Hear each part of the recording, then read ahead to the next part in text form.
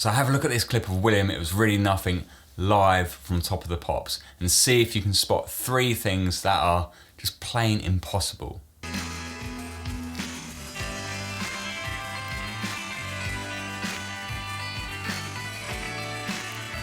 So did you spot anything? Well, hopefully you at least got one of the 3, but if not, you might need to re-watch that clip a few more times. So let me give you a clue for point number 1, and it's Andy's bass guitar. But I don't know if you spotted that, but Andy has no jack lead actually plugged into his bass. Have a look again. Just there you can see there's no lead plugged into his bass, so how is he making that sound? The next point would have been much easier to pick up on, and that was Johnny Marr playing the instrumental section. You can clearly hear it's electric guitar, but in the video, obviously he's playing an acoustic. Point number 3 is less obvious. When we listen to the track and watch Johnny Marr's finger positions, it doesn't make sense. Let me explain. So that first section is absolutely fine. He's sort of playing this shape with his fingers, which makes sense to what we're hearing. I've got a capo on the 2nd fret. I know he hasn't got one. He tunes his whole guitar up, so just ignore that bit and just sort of focus on what my fingers are doing here. The next chord, however. So in that small clip, you can definitely see his fingers are in this, but we're actually hearing a completely different note there. He's positioning his finger on what would be the 5th fret with the capo on, but you're actually hearing this note, the 10th fret. So it's absolutely impossible to generate that note from here unless you've got really long stretch, which obviously he's not doing. Now, let's look at the next bar, which we can see more of this stuff. So from that clip, he's got that shape on again. He's positioning his finger on the 8th fret, but we're actually hearing what would be the 10th fret. So again, that's absolutely impossible unless he was stretching to generate that same sound. So it won't take Sherlock Holmes too long to work out that basically they're all miming and what you're hearing is the overdubs. So I went on a complete quest to see if you can actually play it note for note like you hear on the record. And spoiler alert, Johnny Marr has never played it live like the album before. But I couldn't stop there as I was intrigued by the shapes Johnny Marr was using on Top of the Pops. And I've actually transcribed a live version to show you exactly how he would play it. Let's go through what I'm hearing on the record to begin with. So I've worked this out note for note. Now, obviously you've seen Johnny Marr play it here. And as you heard at the start of the video, it's pretty much impossible to play some of these parts. So I've had to move the position. So our position is going to be here, which I'm going to be saying it's the 8th fret with the capo on. It's the 8th fret of the A. Then our 3rd finger then goes on to the 10th fret of the D. And then our pinky finger would then go on to the 11th fret of the B. Okay, and that's our first 3 notes. So we have, and from there, you have to then remove, this is the awkward bit for this particular pattern, that's where this probably works much better because you don't have to do this, but to get that note there, I have to remove the 1st finger. So it goes,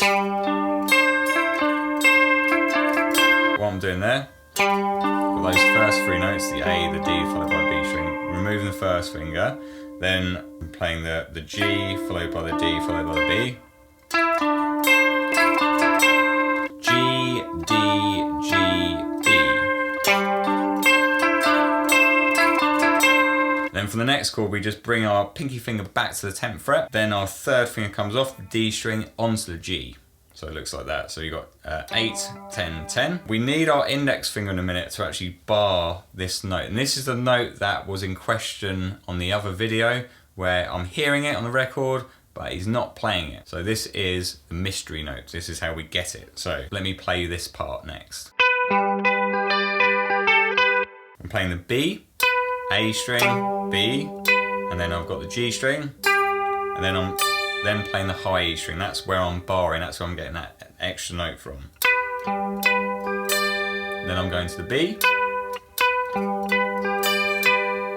and then I'm playing the G.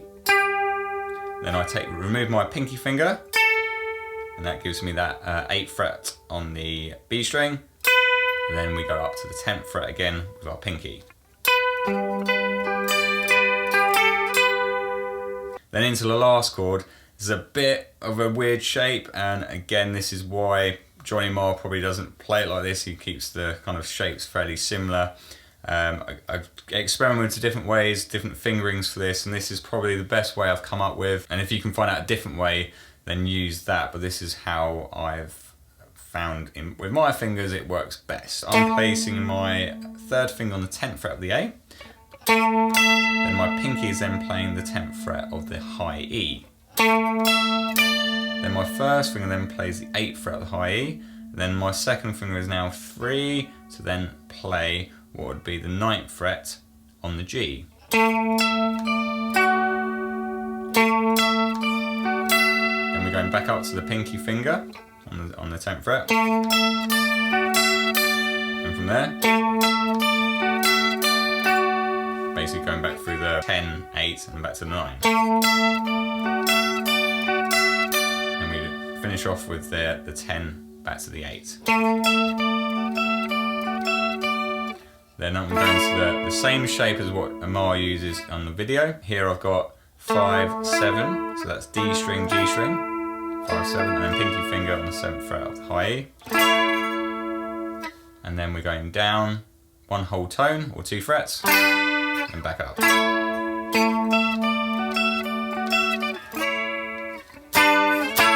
Let me just play this nice and slowly just so you can see how all the parts sort of fit together. I will write this out and put all the tabs on my Patreon where you can check out, and I'll put the link in the description. Here we go.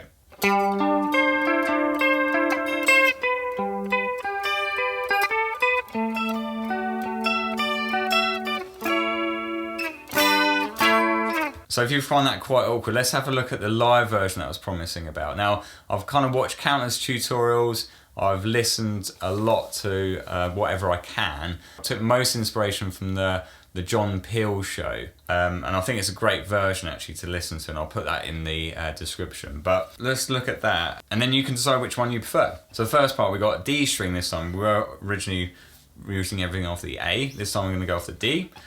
D on the 3rd fret, G 5th fret, pinky on the 6th. So we got 3, 5 and the 6. And then after that, this time we don't actually have to remove the first finger. That's what's quite nice about this one. And on the live version, he kind of misses out a couple of these notes, so it makes it a little bit easier.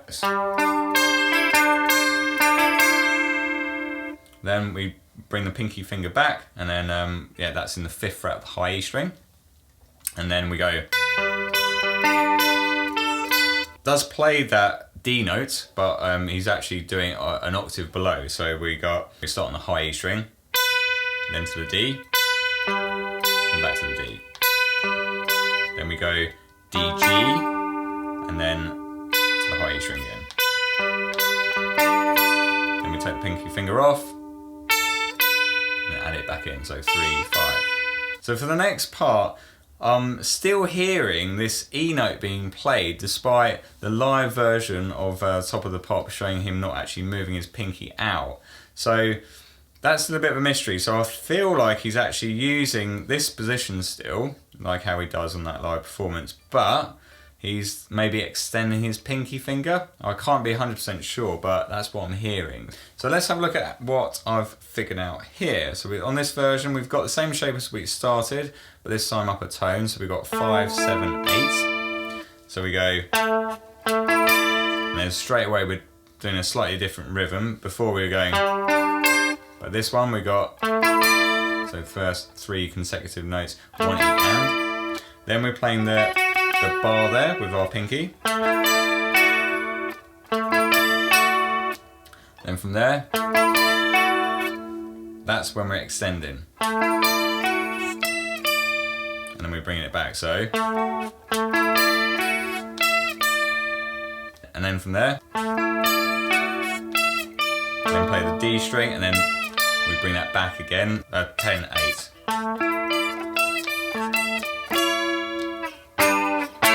And then you have that same finish as what we did before.